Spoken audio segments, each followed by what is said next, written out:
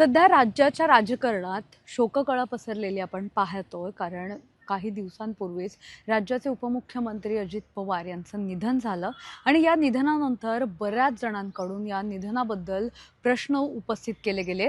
याच संपूर्ण प्रकरणासंदर्भात आता काल शिवजयंतीच्या कार्यक्रमासाठी सुप्रिया सुळे पुण्यात आल्या होत्या आणि त्यावेळी सुप्रिया सुळे यांनी सुद्धा बरेच प्रश्न उपस्थित केलेले पाहायला मिळाले. यामध्ये प्रामुख्याने त्यांनी काही 3 प्रश्न विचारले होते. तर हे प्रश्नसुद्धा त्यामध्ये तितकेच महत्त्वाचे आहेत. ब्लॅक बॉक्स नष्ट होऊ शकत नाही, मग सत्य समोर का येत नाही, असा हा त्यांनी प्रश्न उपस्थित केलेला आहे. यासोबतच आमदार रोहित पवार यांच्या जीवाला धोका आहे, त्यामुळे त्या सगळ्या ह्याच्यामध्ये सुप्रिया सुळे यांनी त्यांच्या सुरक्षेची सुद्धा मागणी केलेली आहे. तर तिसरा महत्त्वाचा जो मुद्दा आहे तो म्हणजे दोन्ही राष्ट्रवादी काँग्रेसच्या विलिनीकरणाची चर्चा जी आहे याबद्दलचा आहे. याच सगळ्या याच्याबद्दल आपण आज हा स्पेशल व्हिडिओ बनवतोय आणि याबद्दलचीच आपण आता सगळी माहिती घेणार आहोत. अर्थातच अस्वस्थता मुलांमध्ये आहेच. मी तुम्हाला गेले अनेक दिवस तुमच्याच चॅनलवर तुम्ही गेल्या 15 दिवसातलं माझं प्रत्येक स्टेटमेंट बघा. रोहितमध्ये असणारी प्रचंड अस्वस्थता. मग रोहित धावपळ करून तुम्हाला समोरही त्यांनी अनेक मुद्दे मांडलेले आहेत. जयच्याही मनात अनेक दिवस, कारण का जय, पार्थ, वहिनी आणि समस्त पवार कुटुंब आणि दादांवर प्रेम करणारे हजारो नाही लाखो करोडो लोक असे महाराष्ट्रात आहेत, ज्यांना अनेक मनात प्रश्न आहेत जे अस्वस्थ करणार आहेत. त्याच्यामुळे तो न्याय मागण्यासाठी गेले 15-20 दिवस सातत्याने मी तुम्हाला सांगते की रोहित अस्वस्थ आहे, रोहित अस्वस्थ आहे. पण त्याच वेळेस पार्थ आणि जयवर एवढा मोठा हा शॉक आहे. ही मुलं लहानच आहे तो. त्याच्यामुळे ह्या सगळ्या प्रक्रियेतून काल जयनीही त्याच्या भावना काल आपल्या सगळ्यांबरोबर शेअर केल्या. आणि सगळेच म्हणजे आमचं कुटुंब, आणि आमचं कुटुंब म्हणजे ज्यांचं आडनाव पवार आहे एवढेच कुटुंब नाही, तमाम गेल्या 6 दशकामध्ये या तमाम महाराष्ट्रानी आणि देशातल्या लोकांनी जे प्रेम पवार कुटुंबाला दिलं त्याबद्दल मी त्यांचे मनपूर्वक आभार मानते. आणि अडचणीच्या काळात तुम्ही सगळे समस्त पवार कुटुंब आणि आपलं हे जे कुटुंब आहे त्याच्यात आपण या दुःखात एकत्र आहोत आणि एकामेकाचा साथ देऊन दादाची जी अपूर्णी स्वप्न आहेत ती पूर्ण करण्यासाठी आपण सगळ्यांनी एकत्र काम केलं पाहिजे. यामध्ये सुप्रिया सुळे यांनी एक महत्त्वाचं वक्तव्य केलं. ते म्हणजे विमान अपघात वगैरे जेव्हा होतात, विमान किंवा हेलिकॉप्टरचे अपघात होतात, तेव्हा तो नष्ट नेमका कसा झाला असा प्रश्न त्यांनी उपस्थित केलेला आहे. विमान अपघातात ब्लॅक बॉक्स हा नष्ट होऊ शकत नाही असं त्यांचं म्हणणं आहे. आणि यामध्येच त्यांनी आता शंका व्यक्त केलेली आहे.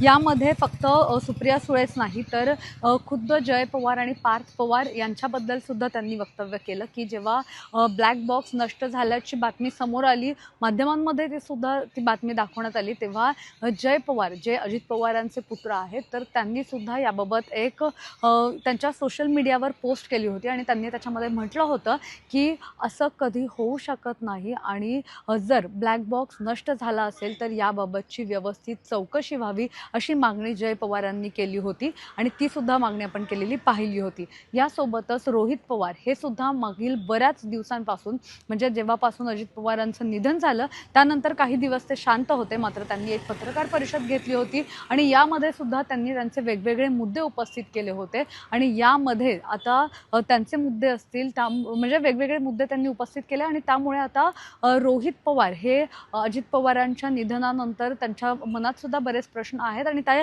वारंवार या प्रश्नांवर आवाज उठवतात. त्यामुळे रोहित पवारांना सुद्धा सुरक्षा देण्यात यावी अशी मागणी सुप्रिया सुळे यांनी या सगळ्या त्यांच्या कालच्या बोलण्यामध्ये केलेली आपल्याला पाहायला मिळाली. दरम्यान या सगळ्यामध्ये आणखी एक महत्त्वाचं हे समोर येत होतं ते म्हणजे दोन्ही राष्ट्रवादीच्या विलिनीकरणासंदर्भातलं.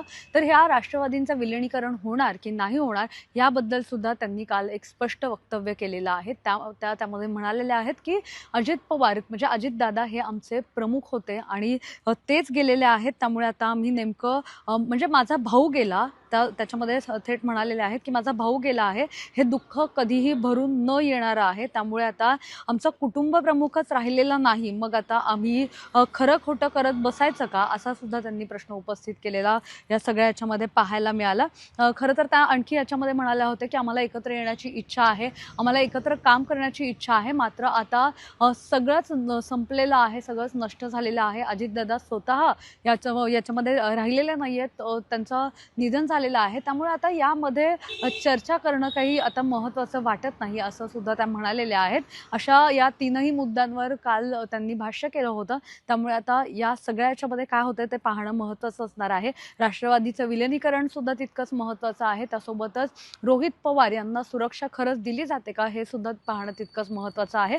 आणि आपण जर पाहिलं तर यामध्ये एक महत्त्वाचा मुद्दा हा आहे की ज्या पद्धतीने सुप्रिया सुळे हे करतात, म्हणजे सुप्रिया सुळेंकडून याच्यावर आवाज उठवला जातो, रोहित पवारांकडून आवाज उठवला जातोय, त्याच पद्धतीने कार्यकर्त्यांकडून सुद्धा आवाज उठवला जातोय. काही दिवसांपूर्वी, अगदी 2 दिवसांपूर्वी त्यांच्या प्रवक्त्या ज्या आहेत पुण्याच्या रुपाली ठोंबरे, तर त्यांनी सुद्धा यावर भाष्य केलं होतं आणि त्यांनी सुद्धा ब्लॅक बॉक्स नष्ट कसा झाला असा प्रश्न उपस्थित केला होता. त्यामुळे आता अजित पवारांच्या निधनानंतर जे काही वेगवेगळे घडामोडी होतात, ज्या वेगवेगळ्या सत्य समोर येतात, तर त्यावर नेमकं आता कार्यकर्ते काय भूमिका घेत आहेत किंवा या सगळ्या याच्यावर नेमकं पुढे काय होतं हे पाहणं महत्त्वाचं असणार आहे.